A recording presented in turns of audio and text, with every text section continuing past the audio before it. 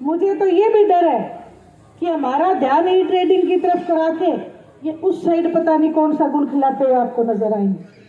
Corona की महामारी में इस बात का सबूत मिला, कोरोना कोरोना करके 3 काले कानून लिखने का काम इन्होंने किया। आज ये अपमान केवल सरपंच का नहीं है, गांव के सरपंच का अपमान नहीं है, एक एक उस इंसान का अपमान है जिन्होंने वोट डाल के उस सरपंच को बनाने का काम किया। और ये जो सत्ता के गुमान में बैठे हैं कि ये कुर्सी हम माँ बाप के पेट से लेके पैदा हुए थे, अब ये वक्त आ गया है कि इनको ये सबक सिखाया जाए कि कुर्सी देने वाली जनता होती है। आज जिन्होंने कुर्सी दी उन लोगों की इनको कोई चिंता नहीं है, घोटाले पे घोटाले पकड़े जाते हैं। मैं एक डिबेट में गई थी रोहतक, मनीष ग्रोवर उस डिबेट में थे और बड़े शान से मंच से कहते हैं कि मुख्यमंत्री जी ने लाखों नौकरियां दी। मैंने उनसे एक ही बात पूछी कि तो जो सीएमटी की रिपोर्ट है इसमें हरियाणा बेरोजगारी में नंबर 1 कैसे आ गया अगर आपने नौकरियां दे रखी हैं। कहते क्या है, ये तो किसी दूसरे विपक्ष दलों ने बना के रिपोर्ट ऐसे भेज दी। आप ये सोचो, ये लोग सत्ता में बैठे, इनको इतनी समझ नहीं है कि कोई विपक्ष की रिपोर्ट को ऐसे नहीं लागू करता। आज नौजवान सड़कों पे है, परेशान है। फिर इन्होंने कहा कि हमारी सरकार में भ्रष्टाचार नहीं है। मैंने उनसे सिर्फ कहा, मैंने कहा क्या पेपर लीक करना भ्रष्टाचार नहीं है? नागर जो आपका ऑफिसर बैठा उसके सरेआम उसके नोट पकड़े गए उसकी मेज के ऊपर, क्या नौकरियां बेचना भ्रष्टाचार नहीं है? इस तरीके से मैं आपको बताऊं, आज एक बेटी ने खड़ी होकर पूछा कि आप लोग कहते हो बेटी बचाओ बेटी पढ़ाओ, और आज बेटियों के साथ कैसे कैसे हादसे हो रहे हैं, तो उनके पास जवाब नहीं था।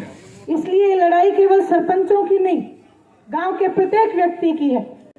आज ये लड़ाई हर एक महिला की, हर एक युवा वर्ग की, हर एक, मैं तो यही कहूंगी कि यदि हमारे गांव में खुशहाली नहीं रहेगी तो हिंदुस्तान कैसे आबाद रहेगा? किसान की, मजदूर की, कमेरे की, हर एक की लड़ाई शुरू हो चुकी है।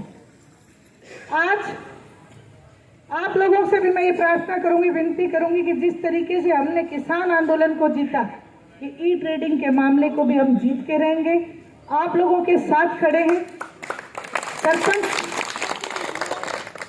सरपंच आप जितने भी गांव के बने हैं, आप सबसे अनुरोध है कि पूरे गांव को साथ लेके डिस्ट्रिक्ट हेडक्वार्टर्स पे आप प्रदर्शन करें, और यदि वो ना माने तो कम से कम आप अपने अपने जो एमएलए बनाए बैठे हैं उन एमएलए को लेके आओ, कदम आगे बढ़ना है कि नहीं बढ़ना है। नहीं बढ़ना तो आज ही कुर्सी छोड़िए। जो कहते हैं रिकॉल, तो क्या एमएलए ऐसे बढ़ के बैठे तुम्हारे खिलाफ? क्या हो नहीं सकती ये सब कार्रवाई?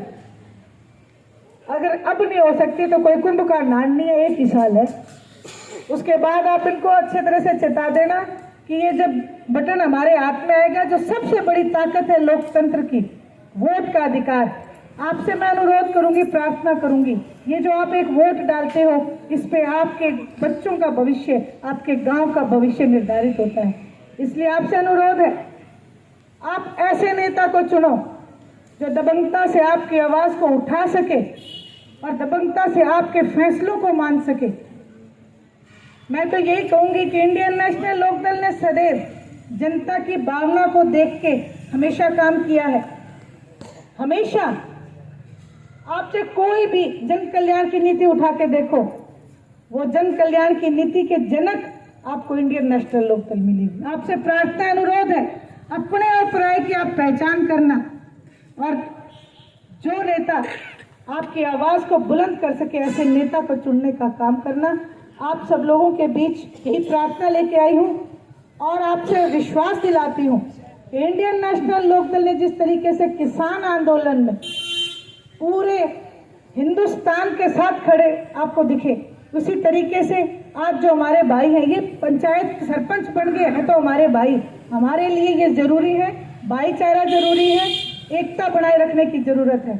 मैं तो ये भी कहूंगी कि जो सत्ता में बैठे लोग हैं, जो सत्ता के साथ जुड़े हैं, हमारे वोटर्स हैं, उनसे प्रार्थना करूंगी कि गांव की एकता को, गांव के भाईचारे को बढ़ाने के लिए आप सब लोग अपने सरपंच का साथ दो ताकि गांव का विकास हो सके और आपके बच्चों का विकास हो सके। यही सब कहने आपके बीच आई थी। आप सब लोगों ने मुझे मान और सम्मान दिया और आपको विश्वास दिलाती हूँ, ओम प्रकाश जी चौटाला, अभय सिंह जी चौटाला, इन पूरी इंडियन नेशनल लोकदल आप लोगों के साथ हैं।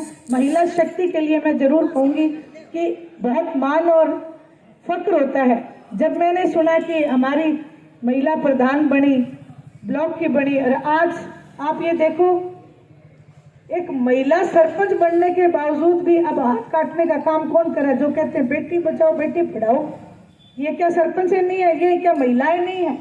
आप लोगों ने ठेका उठा रखा है हिंदुस्तान को 70 साल पीछे धकेलने का, और वो हरियाणा प्रदेश कम से कम नहीं होने देगा। आपसे मैं आई, आप लोगों ने मुझे सम्मान दिया, आपका बहुत बहुत आभार, धन्यवाद।